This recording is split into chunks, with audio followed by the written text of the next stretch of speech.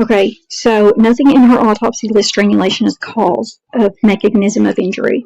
So despite the presence of petechial hemorrhages, the document explicitly attributes death to sharp force injuries, with blunt force and asphyxial listed only as contributors, not as. That distinction matters.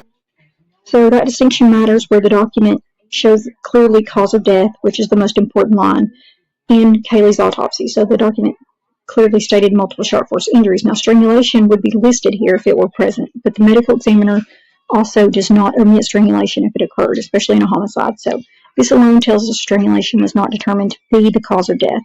Now, the significant contributors to death section is the document then lists blunt force injuries of the head, asphyxial injuries. This wording is deliberate, which that means that these factors may have played a role, but they did not independently cause the death. Now, they were secondary.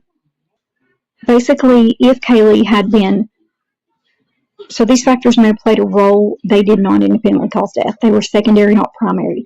So if Kaylee had been strangled, the report would say manual strangulation, neck compression, or ligature strangulation, and it would be elevated to cause of death, not a vague contributor. So what is not in the document, this is just as important, is the autopsy does not list like neck muscle, hemorrhage, hyoid bone fracture, like in Madeline Soto case, thyroid cartilage fracture, strap muscle bleeding, that kind of thing.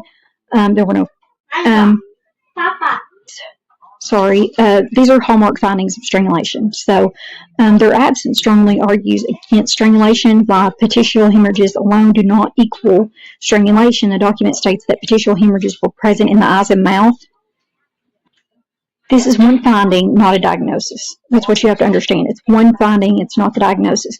So this can occur with like severe chest compression, blunt force trauma, the head or face, which in this case it was around her face, it was her around her nose. So sudden vascular pressure changes in the airway obstruction from blood and asphyxial stress without strangulation. So they are non-specific. Petechiae are non-specific, and I know I butchered that word. They support breathing or vascular stress. It's not the method. The document explains this in another way. So look at the airway findings. The same page lists patchy hemoaspiration pattern with evidence of blood in the upper and lower airways. And this is critical because what this tells us is Kaylee was breathing while bleeding blood entered the airway. So airway was compromised, which occurred from trauma, not neck compression. So blood in the airway plus breathing can raise venous pressure, and that alone can cause petechial hemorrhages. Now, the blunt force injuries also explain the injury in the document lists scalp laceration, bleeding around the brain, nasal fracture, facial abrasions, patterned facial bruising. That's why they put that in there. Blunt facial head trauma. It can obstruct, venous return, increase capillary pressure, and produce petechia without strangulation. So basically, so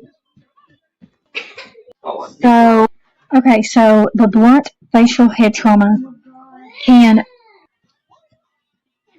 obstruct venous return, which increases capillary pressure, which produces petechia without strangulation. So basically, forensic conclusion in this whole thing is the document supports that the sharp force trauma as the cause of death, blunt force trauma, and airway compression as contributing stressors, active breathing after injury. So if the injury to the eyes, the injury, if it were strangulation, then they would have passed prior to that or during that. But in this case, we see that they didn't because there was breathing in the airway after the injury was sustained. So there was active breathing after the injury. So the facial and head trauma is sufficient to explain petechia.